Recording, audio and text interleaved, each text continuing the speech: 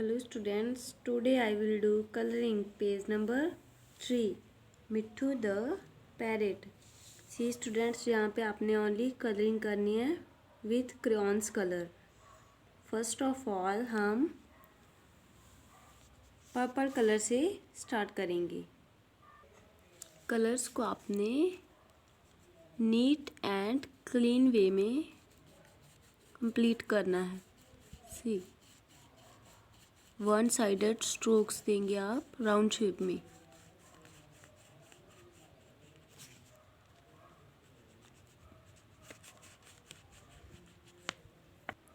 After that हम same purple colour को यहाँ पर फिल करेंगे. सी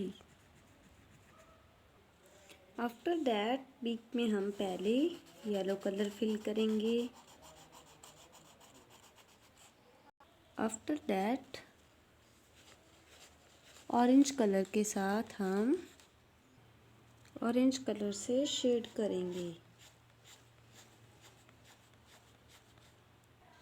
अब हम यहाँ पर रेड कलर फिल करेंगे.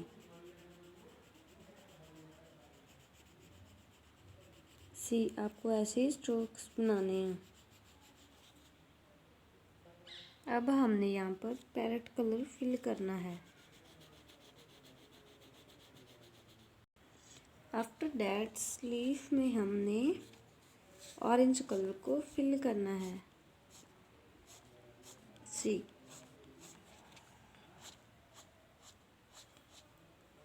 So students, be practice at home. Thank you. Have a nice day.